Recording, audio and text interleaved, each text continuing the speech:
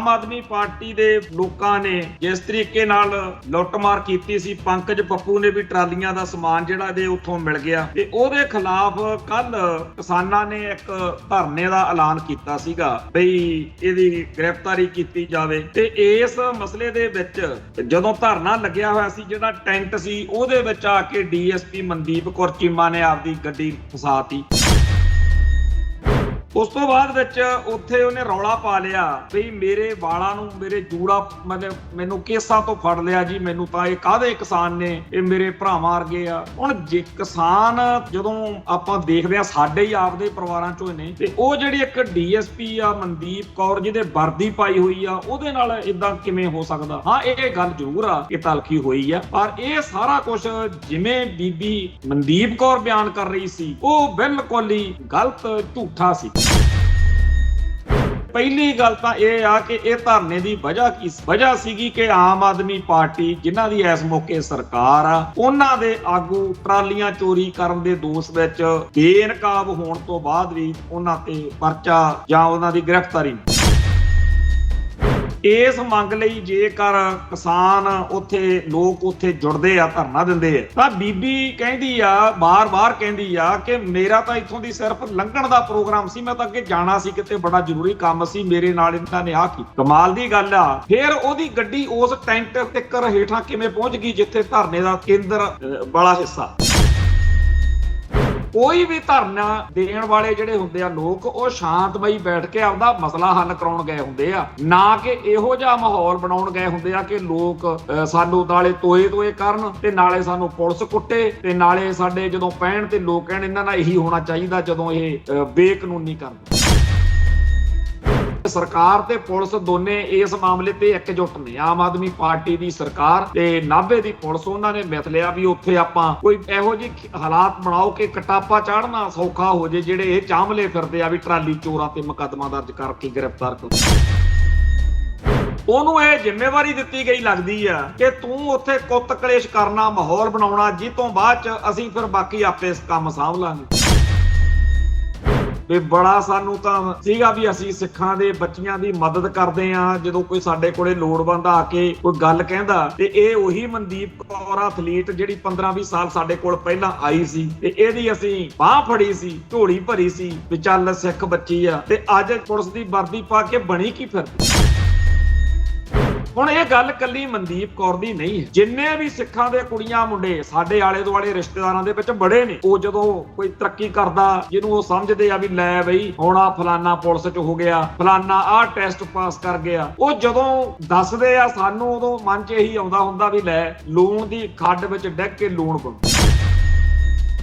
ਉਹ Indian system ਜਿਹੜਾ ਹੈ ਉਹ ਸਾਨੂੰ ਸਾਡੇ ਹੀ ਧੀਆਂ ਪੁੱਤਾਂ ਤੋਂ, ਸਾਡੇ ਹੀ ਵੱਡੇ ਛੋਟਿਆਂ ਤੋਂ ਸਾਨੂੰ ਮਰਵਾ ਰਿਹਾ, ਅਸੀਂ ਮਰ ਰਹੇ ਹਾਂ। ਕੁੱਲ ਮਿਲਾ ਕੇ ਸਾਡੇ ਸਾਰਿਆਂ ਦੇ ਲਈ ਇਹ ਗੱਲ ਦਾ ਫੈਸਲਾ ਕਰਨਾ ਬੜਾ ਜ਼ਰੂਰੀ ਆ ਕਿ ਅਸੀਂ ਕਦੋਂ ਤੱਕ ਇਸ ਗਧੀ ਗੇੜ 'ਚ ਪਏ ਰਹਿਣਾ ਕਿ ਭਾਰਤੀ ਸਿਸਟਮ ਦਾ ਹਿੱਸਾ ਬਣ ਕੇ ਪੰਥ ਤੇ ਪੰਜਾਬ ਨੂੰ ਬਚਾਇਆ ਜਾ ਸਕਦਾ। ਟੀਵੀ 84 ਉੱਤੇ ਪ੍ਰੋਗਰਾਮ ਖਬਰ ਦੀ ਖਬਰ ਦੇਖ ਰਹੇ ਸਾਰੇ ਦਰਸ਼ਕਾਂ ਨੂੰ ਮੈਂ ਸਰਬਜੀਤ ਸਿੰਘ ਘੁਮਾਣ ਫਤਿਹ ਅਰਜ ਕਰਦਾ ਜੀ। ਵਾਹਿਗੁਰੂ ਜੀ ਕਾ ਖਾਲਸਾ, ਵਾਹਿਗੁਰੂ ਜੀ ਕੀ ਫਤਿਹ। ਸਾਡੇ ਆਲੇ ਦੁਆਲੇ ਦੇ ਵਿੱਚੋਂ ਸਾਨੂੰ ਮੱਤਾਂ ਦੇਣ ਵਾਲੇ ਅਕਸਰ ਇਹ ਗੱਲ ਵੀ ਕਹਿੰਦੇ ਹੁੰਦੇ ਆ ਵੀ ਆਪਾਂ ਆਪਦੇ ਬੱਚਿਆਂ ਨੂੰ ਪੜ੍ਹਾ ਲਿਖਾ ਕੇ ਪੁਲਿਸ 'ਚ ਭਰਤੀ ਕਰਾਓ, ਫੌਜ 'ਚ ਭਰਤੀ ਕਰਾਓ, IAS ਬਣਾਓ, IPS ਬਣਾਓ, ਸਿਸਟਮ ਦਾ ਹਿੱਸਾ ਬਣਾਓ, ਸਿਸਟਮ ਦੇ ਵਿੱਚ ਵੜ ਕੇ ਬੜੇ ਕੰਮ ਕੀਤੇ ਜਾ ਸਕਦੇ ਆ। ਇਵੇਂ ਹੀ ਕਈ ਕਹਿੰਦੇ ਹੁੰਦੇ ਆ ਵੀ MLA MP ਬਣ ਕੇ, ਸਿਸਟਮ ਦਾ ਹਿੱਸਾ ਬਣ ਕੇ ਬਹੁਤ ਕੰਮ ਕੀਤੇ ਜਾ ਸਕਦੇ ਆ।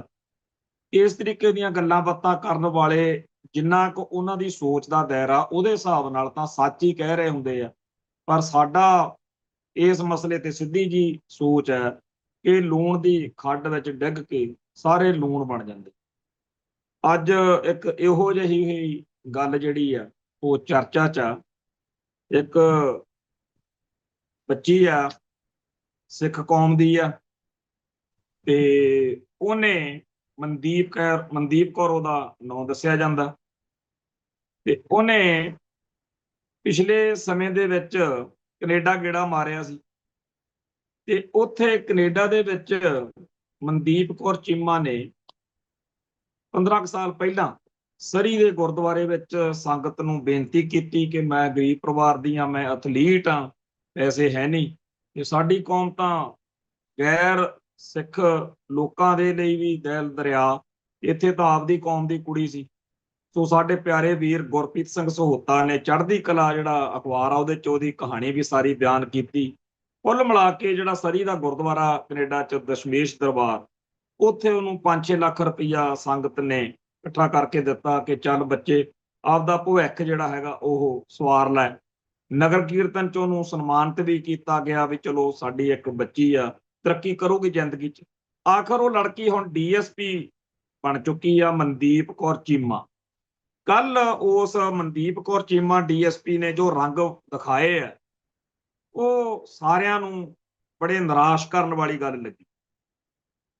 ਗੱਲ ਇਹ ਹੋਈ ਕਿ ਜਦੋਂ ਕਿਸਾਨ ਮੋਰਚਾ ਚੱਲਦਾ ਸੀ ਸ਼ੰਭੂ ਬਾਰਡਰ ਤੇ, ਉਦੋਂ ਪੁਲਿਸ ਵਾਲਿਆਂ ਨੇ ਭਗਵੰਤ ਮਾਨ ਦੀ ਸਰਕਾਰ ਦੇ ਸ਼ਹਿ ਉੱਤੇ ਉੱਥੇ ਬਹੁਤ ਬੇਕਿਰਕੀ ਤੇ ਬੇਰਹਿਮੀ ਨਾਲ ਕੁੱਟ ਕਟਾਪਾ ਕੀਤਾ। ਤੇ ਉੱਥੇ ਜਿਵੇਂ ਲਟੇਰੇ ਲੁੱਟਦੇ ਹੁੰਦੇ ਆ, ਅਬਦਾਲੀ ਦੇ ਰਾਜ ਵੇਲੇ ਦੀਆਂ, ਨਾਦਰ ਦੇ ਰਾਜ ਵੇਲੇ ਦੀਆਂ ਗੱਲਾਂ ਜਿਹੜੀਆਂ ਸੁਣਦੇ ਆਏ ਆ, ਉਹੀ ਸਾਰਾ ਕੁਝ ਭਗਵੰਤ ਮਾਨ ਦੀ ਸਰਕਾਰ ਨੇ ਕਰਵਾਇਆ। ਲੋਕਾਂ ਦੇ ਟੈਂਟ ਲਾਏ ਸੀ, ਟਰਾਲੀਆਂ ਸੀ, ਮੰਜੇ ਸੀ, ਜਾਂ ਹੋਰ ਜਦੋਂ ਮੋਰਚਾ ਲੱਗਦਾ ਬਹੁਤ ਸਾਰੀਆਂ ਖਾਣ ਪੀਣ ਦੀਆਂ ਚੀਜ਼ਾਂ, ਇਹ ਸਾਰਾ ਕੁਝ ਉੱਥੇ ਪੁਲਿਸ ਨੇ, ਸਰਕਾਰ ਨੇ ਲੁੱਟਿਆ ਵੀ ਤੇ ਲੁਟਵਾਇਆ ਵੀ। ਤੇ ਬਾਅਦ ਵਿੱਚ ਬਹੁਤ ਸਾਰੀਆਂ ਟਰਾਲੀਆਂ ਤੇ ਹੋਰ ਚੀਜ਼ਾਂ ਜਿੱਥੇ ਕਈ ਬਿਲਕੁਲ ਹੀ ਗਿਰੇ ਹੋਏ ਲੋਕਾਂ ਦੇ ਘਰਾਂ ਚੋਂ ਮਿਲੀਆਂ ਤੇ ਉਹਨਾਂ ਦੀ ਬਦਨਾਮੀ ਹੋਈ। ਸਭ ਤੋਂ ਮਾੜੀ ਗੱਲ ਇਹ ਵਾਪਰੀ ਕਿ ਪੁਲਿਸ ਵਾਲਿਆਂ ਦੇ ਤੇ ਸਿਆਸੀ ਲੋਕਾਂ ਦੇ ਵੀ ਇਸ ਕਰਤੂਤ ਵਿੱਚ ਹੱਥ ਜਿਹੜੇ ਸੀ ਜਦੋਂ ਨੰਗੇ ਹੋਣ ਲੱਗੇ, ਤਾਂ ਬੜਾ ਇਹ ਗੱਲ ਦਾ ਰੌਲਾ ਪੈਂਦਾ ਰਿਹਾ। ਤੇ ਇਹਨਾਂ ਵਿੱਚੋਂ ਹੀ ਇੱਕ ਸੀਗਾ ਪੰਕਜ ਪੱਪੂ, ਇਹ ਨਾਭੇ ਦਾ ਆਮ ਆਦਮੀ ਪਾਰਟੀ ਦਾ ਆਗੂ ਵੀ ਆ, ਤੇ ਇਹਦੇ ਪਰਿਵਾਰਕ ਮੈਂਬਰ ਦੀ ਘਰ ਵਾਲੀ ਵੀ ਕੋਈ ਵੱਡੀ ਉੱਥੇ ਹੈ ਲੀਡਰ। ਆਮ ਆਦਮੀ ਪਾਰਟੀ ਦੇ ਲੋਕਾਂ ਨੇ ਜਿਸ ਤਰੀਕੇ ਨਾਲ ਲੁੱਟਮਾਰ ਕੀਤੀ ਸੀ, ਪੰਕਜ ਪੱਪੂ ਨੇ ਵੀ ਟਰਾਲੀਆਂ ਦਾ ਸਮਾਨ ਜਿਹੜਾ ਇਹਦੇ ਉੱਥੋਂ ਮਿਲ ਗਿਆ ਪਲਾਟ ਚੋਂ, ਫਿਰ ਉਦੋਂ ਰੌਲਾ ਪਿਆ ਤੇ ਆਖਰ ਪੁਲਿਸ ਨੂੰ ਪਰਚਾ ਦਰਜ ਕਰਨਾ ਪੈ ਗਿਆ। ਚਾਹੇ ਉਹ ਧਰਾਵਾਂ ਹਲਕੀਆਂ ਹੀ ਸੀ, ਪਰ ਲੋਕਾਂ ਨੂੰ ਲੱਗਦਾ ਸੀਗਾ ਕਿ ਐਡਾ ਮਾੜਾ ਕਿਰਦਾਰ ਨਿਕਲਿਆ ਤੇ ਇਹਨੂੰ ਗ੍ਰਿਫਤਾਰ, ਪਰ ਉਹਦੀ ਜ਼ਮਾਨਤ ਕਰਵਾਤੀ। ਤੇ ਉਹਦੇ ਖਿਲਾਫ ਕੱਲ ਕਿਸਾਨਾਂ ਨੇ ਇੱਕ ਧਰਨੇ ਦਾ ਐਲਾਨ ਕੀਤਾ ਸੀਗਾ ਬਈ ਇਹਦੀ ਗ੍ਰਿਫਤਾਰੀ ਕੀਤੀ ਜਾਵੇ। ਤੇ ਇਸ ਮਸਲੇ ਦੇ ਵਿੱਚ ਜਦੋਂ ਧਰਨਾ ਲੱਗਿਆ ਹੋਇਆ ਸੀ, ਜਿਹੜਾ ਟੈਂਟ ਸੀ ਉਹਦੇ ਵਿੱਚ ਆ ਕੇ ਡੀਐਸਪੀ ਮਨਦੀਪ ਕੌਰ ਚੀਮਾ ਨੇ ਆਪਦੀ ਗੱਡੀ ਫਸਾਤੀ ਤੇ ਬਹਿਸਬਾਜ਼ੀ ਕਰਨ ਲੱਗੀ, ਕਲੇਸ਼ ਕਰ ਲਿਆ, ਗੱਲ ਵੱਧ ਗਈ, ਉੱਥੇ ਕਾਫੀ ਜ਼ਿਆਦਾ ਤਲਖੀ ਹੋਈ। ਉਹ ਸਾਰੀਆਂ ਵੀਡੀਓਜ਼ ਫੋਟੋਆਂ ਆਪਾਂ ਦੇਖੀਆਂ ਨੇ। ਉਸ ਤੋਂ ਬਾਅਦ ਵਿੱਚ ਉੱਥੇ ਉਹਨੇ ਰੌਲਾ ਪਾ ਲਿਆ ਬਈ ਮੇਰੇ ਵਾਲਾਂ ਨੂੰ, ਮੇਰੇ ਜੂੜਾ, ਮਤਲਬ ਮੈਨੂੰ ਕੇਸਾਂ ਤੋਂ ਫੜ ਲਿਆ ਜੀ, ਮੈਨੂੰ ਤਾਂ ਇਹ ਕਾਹਦੇ ਕਿਸਾਨ ਨੇ, ਇਹ ਮੇਰੇ ਭਰਾਵਾਂ ਵਰਗੇ ਆ। ਹੁਣ ਜੇ ਕਿਸਾਨ ਜਦੋਂ ਆਪਾਂ ਦੇਖਦੇ ਹਾਂ, ਸਾਡੇ ਹੀ ਆਪਦੇ ਪਰਿਵਾਰਾਂ ਚੋਂ ਨੇ, ਉਹ ਕੋਈ ਆਊਟਸਾਈਡਰ ਜਾਂ ਗੈਰ ਲੋਕ ਤਾਂ ਹੈ ਨਹੀਂ ਗੇ। ਇਹ ਤਾਂ ਕਦੇ ਹੋ ਨਹੀਂ ਸਕਦਾ, ਸਾਡੇ ਤਾਂ ਕਿਰਦਾਰ ਦੀ ਇਹ ਗੱਲ ਹੈ ਨਹੀਂ ਗੀ, ਚਾਹੇ ਜਿਹੋ ਜਿਹਾ ਮਾਹੌਲ ਮਰਜ਼ੀ ਹੋਵੇ। ਅਸੀਂ ਏਦਾਂ ਥੋੜੀ ਆ ਵੀ ਆਪਦੇ ਕਿਸੇ ਧੀ ਭੈਣ ਦੇ ਵਾਲਾਂ ਨੂੰ ਹੱਥ ਪਾਵਾਂਗੇ। ਤੇ ਉਹ ਜਿਹੜੀ ਇੱਕ ਡੀਐਸਪੀ ਆ ਮਨਦੀਪ ਕੌਰ, ਜਿਹਦੇ ਵਰਦੀ ਪਾਈ ਹੋਈ ਆ, ਉਹਦੇ ਨਾਲ ਇਦਾਂ ਕਿਵੇਂ ਹੋ ਸਕਦਾ? ਹਾਂ, ਇਹ ਗੱਲ ਜ਼ਰੂਰ ਆ ਕਿ ਤਲਖੀ ਹੋਈ ਆ, ਪਰ ਇਹ ਸਾਰਾ ਕੁਝ ਜਿਵੇਂ ਬੀਬੀ ਮਨਦੀਪ ਕੌਰ ਬਿਆਨ ਕਰ ਰਹੀ ਸੀ, ਉਹ ਬਿਲਕੁਲ ਹੀ ਗਲਤ, ਝੂਠਾ ਸੀ। ਹੁਣ ਹੋਇਆ ਇਹ ਕਿ ਬਾਅਦ ਵਿੱਚ ਇਹ ਗੱਲ ਜਦੋਂ ਸੋਸ਼ਲ ਮੀਡੀਆ ਤੇ ਖਿਲਰੀ, ਤਾਂ ਬਹੁਤ ਜ਼ਿਆਦਾ ਇਸ ਗੱਲ ਦਾ ਲੋਕਾਂ 'ਚ ਰੋਸ ਆਇਆ। ਕਿ ਪਹਿਲੀ ਗੱਲ ਤਾਂ ਇਹ ਆ ਕਿ ਇਹ ਧਰਨੇ ਦੀ ਵਜ੍ਹਾ ਕੀ ਸੀ? ਵਜ੍ਹਾ ਸੀਗੀ ਕਿ ਆਮ ਆਦਮੀ ਪਾਰਟੀ, ਜਿਨ੍ਹਾਂ ਦੀ ਇਸ ਮੌਕੇ ਸਰਕਾਰ ਆ, ਉਹਨਾਂ ਦੇ ਆਗੂ ਟਰਾਲੀਆਂ ਚੋਰੀ ਕਰਨ ਦੇ ਦੋਸ਼ ਵਿੱਚ ਬੇਨਕਾਬ ਹੋਣ ਤੋਂ ਬਾਅਦ ਵੀ ਉਹਨਾਂ ਤੇ ਪਰਚਾ ਜਾਂ ਉਹਨਾਂ ਦੀ ਗ੍ਰਿਫਤਾਰੀ। ਇਸ ਮੰਗ ਲਈ ਜੇਕਰ ਕਿਸਾਨ ਉੱਥੇ, ਲੋਕ ਉੱਥੇ ਜੁੜਦੇ ਆ, ਧਰਨਾ ਦਿੰਦੇ ਆ, ਤਾਂ ਬੀਬੀ ਕਹਿੰਦੀ ਆ, ਬਾਰ-ਬਾਰ ਕਹਿੰਦੀ ਆ ਕਿ ਮੇਰਾ ਤਾਂ ਇੱਥੋਂ ਦੀ ਸਿਰਫ ਲੰਘਣ ਦਾ ਪ੍ਰੋਗਰਾਮ ਸੀ, ਮੈਂ ਤਾਂ ਅੱਗੇ ਜਾਣਾ ਸੀ, ਕਿਤੇ ਬੜਾ ਜ਼ਰੂਰੀ ਕੰਮ ਸੀ, ਮੇਰੇ ਨਾਲ ਇਹਨਾਂ ਨੇ ਆਹ ਕੀ। ਕਮਾਲ ਦੀ ਗੱਲ ਆ ਜੇ ਧਰਨਾ ਲੱਗਿਆ ਹੋਵੇ ਪੰਜਾਬ ਦਾ ਜਾਂ ਇੰਡੀਆ ਦਾ ਜਿਹੜਾ ਰਿਵਾਜ ਆ, ਉੱਥੇ ਪੁਲਿਸ ਵਾਲੇ ਵੈਸੇ ਹੀ ਖੜੇ ਹੋਣਗੇ ਵੀ ਜਦੋਂ ਤੇਰੀ ਇਹਦਾ ਮਤਲਬ ਇਹ ਹੈ ਕਿ ਬੀਬੀ ਦਾ ਉੱਥੇ ਕੋਈ ਕੰਮ ਨਹੀਂ ਸੀ ਉਸ ਧਰਨੇ। ਫਿਰ ਉਹਨੂੰ ਤਾਂ ਪਤਾ ਹੋਣਾ ਚਾਹੀਦਾ ਸੀ ਪੁਲਿਸ ਵਾਲਿਆਂ ਨੂੰ, ਉਹਨੂੰ ਆਪੇ ਹੀ ਪਰਾਂ ਦੀ ਦੂਜੇ ਪਾਸੇ ਦੀ ਕੱਢ ਦੇਣਾ ਸੀ ਵੀ ਇੱਧਰ ਧਰਨਾ ਲੱਗਿਆ ਉਧਰ ਦੀ ਲੰਘ। ਆਮ ਧਰਨਿਆਂ ਮੁਜ਼ਾਹਰਿਆਂ ਮੌਕੇ ਅਸੀਂ ਇਹ ਦੇਖਦੇ ਹਾਂ ਪੁਲਿਸ ਵਾਲੇ ਖੜੇ ਹੁੰਦੇ ਆ, ਜਾਂ ਵੈਸੇ ਕੋਈ ਆਪਾਂ ਨੂੰ ਲੱਗ ਜਾਵੇ ਪਤਾ, ਆਪਾਂ ਹੋਰ ਪਾਸੇ ਦੀ ਲੰਘਣ ਦੀ ਕੋਸ਼ਿਸ਼ ਕਰਦੇ ਆ ਵੀ ਇੱਧਰ ਧਰਨਾ ਲੱਗਿਆ ਹੋਇਆ। ਸੋ ਇਹ ਗੱਲ ਬੀਬੀ ਮਨਦੀਪ ਕੌਰ ਦੀ ਬਿਲਕੁਲ ਹੀ ਝੂਠੀ ਆ ਕਿ ਮੈਂ ਜੀ ਆ ਕੇ ਇੱਧਰ ਦੀ ਲੰਘਣਾ ਸੀ। ਕਿਉਂ ਲੰਘਣਾ ਸੀ? ਹੋਰ ਕੋਈ ਰਾਹ ਨਹੀਂ। ਚਲੋ ਫਿਰ ਉਹਦੀ ਗੱਡੀ ਉਸ ਟੈਂਟ ਤਿੱਕਰ ਹੇਠਾਂ ਕਿਵੇਂ ਪਹੁੰਚ ਗਈ ਜਿੱਥੇ ਧਰਨੇ ਦਾ ਕੇਂਦਰ ਵਾਲਾ ਹਿੱਸਾ? ਇਹਦਾ ਮਤਲਬ ਉਹ ਮਿੱਥ ਕੇ, ਅਸਲੀ ਗੱਲ ਤਾਂ ਇਹ ਲੱਗਦੀ ਆ ਕਿ ਅਸੀਂ ਇਹਦਾ ਮਤਲਬ, ਮੈਂ ਆਈ ਵਿਟਨੈਸ ਆ, ਮੈਂ ਇਹ ਪਿੰਡੇ ਤੇ ਵੀ ਹਟਾਇਆ, ਤੇ ਜਿੰਨੇ ਵੀ ਪੰਜਾਬ ਦੇ ਵਿੱਚ ਐਕਟਿਵਿਸਟ ਬੰਦੇ ਆ ਉਹਨਾਂ ਨੂੰ ਸਭ ਨੂੰ ਇਸ ਗੱਲ ਦਾ ਪਤਾ ਕਿ ਸ਼ਾਂਤਮਈ ਧਰਨਿਆਂ ਦੇ ਵਿੱਚ ਅਕਸਰ ਹੀ ਪੁਲਿਸ ਵਾਲੇ ਇੱਕ ਕਰਤੂਤ ਕਰਦੇ ਹੁੰਦੇ, ਆਪਦੇ ਬੰਦਿਆਂ ਨੂੰ ਵਿੱਚ ਵਾੜ ਦਿੰਦੇ ਆ। ਉਹ ਜਿਹੜਾ ਉਹਨਾਂ ਦਾ ਆਪਦਾ ਦੱਲਾ ਹੁੰਦਾ ਵਿੱਚ ਸ਼ਾਂਤਮਈ ਧਰਨੇ 'ਚ, ਉਹ ਕੋਈ ਰੋੜਾ ਜਾਂ ਕੋਈ ਇੱਟ ਭਗਾ ਕੇ ਪੁਲਿਸ ਵੱਲ ਨੂੰ ਮਾਰ ਕੇ ਆਪ ਪਾਸੇ ਹੋ ਜਾਂਦਾ। ਬਾਅਦ ਵਿੱਚ ਪੁਲਿਸ ਜਿਹੜੀ ਆ ਉਹ ਲੋਕਾਂ ਤੇ ਲਾਠੀ ਚਾਰਜ ਕਰਦੀ ਆ। ਖਬਰ ਫਿਰ ਇਹ ਬਣਦੀ ਆ ਜਿਹੜੀ ਆਪਾਂ ਅਖਬਾਰਾਂ 'ਚ ਪੜ੍ਹਦੇ ਆ ਲੋਕ, ਕਿ ਭੜਕੀ ਹੋਈ ਭੀੜ ਨੂੰ ਕਾਬੂ ਕਰਨ ਲਈ ਪੁਲਿਸ ਨੂੰ ਮਜਬੂਰੀ ਬਸ ਲਾਠੀ ਚਾਰਜ ਕਰਨਾ ਪਿਆ, ਗੋਲੀ ਚਲਾਉਣੀ ਪਈ, 22 ਮਰੇ, 27 ਫੱਟੜ, 300 ਗ੍ਰਿਫਤਾਰ। ਇਹ ਖਬਰ ਜਿਹੜੀ ਪੜ੍ਹਦੇ ਆ ਨਾ, ਇਹ ਹਮੇਸ਼ਾ ਹੀ ਖਬਰ ਦਾ ਜਿਹੜਾ ਮੁੱਖ ਆਧਾਰ ਹੁੰਦਾ ਉਹ ਹੁੰਦਾ ਵੀ ਇੱਕ ਬੰਦੇ ਨੇ ਉੱਥੇ ਕੁਝ ਇਹੋ ਜਿਹਾ ਕੀਤਾ ਸੀ। ਅੱਜ ਤੱਕ ਕਦੇ ਇਸ ਗੱਲ ਦੀ ਸਮਝ ਨਹੀਂ ਆਈ ਕਿ ਉਹ ਬੰਦਾ ਧਰਨੇ ਵਾਲਿਆਂ ਦਾ ਹਿੱਸਾ ਹੈ ਹੀ ਨਹੀਂ ਸੀ, ਹੁੰਦਾ ਹੀ ਨਹੀਂ।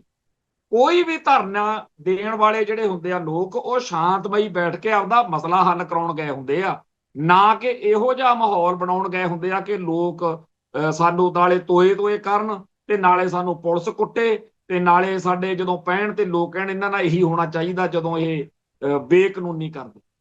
ਸੋ ਅਸਲ ਵਿੱਚ ਇਹ ਇੱਕ ਗੇਮ ਆ ਜਿਹੜੀ ਪੁਲਿਸੀਆਂ ਨੂੰ ਸਾਰਿਆਂ ਨੂੰ ਪਤਾ, ਧਰਨਾਕਾਰੀਆਂ ਨੂੰ ਵੀ ਪਤਾ, ਪਰ ਇਹ ਗੱਲ ਕਦੇ ਮੀਡੀਆ 'ਚ ਕਦੇ ਸਬੂਤ ਦੇ ਤੌਰ ਤੇ ਆਈ ਨਹੀਂ। ਤੇ ਆਪਣੇ ਤਾਂ ਬੰਦਿਆਂ ਨੂੰ ਇੱਕੋ ਹੀ ਬਿਮਾਰੀ ਆ ਵੀ ਪਹਿਲਾਂ ਸਬੂਤ ਲਿਆਓ, ਇਹਦਾ ਕੋਈ ਇਲਾਜ ਨਹੀਂ। ਪਰ ਹੁਣ ਲੱਗਦਾ ਵੀ ਪੁਲਿਸ ਨੇ ਆਪਦਾ ਤਰੀਕਾ ਬਦਲ ਲਿਆ।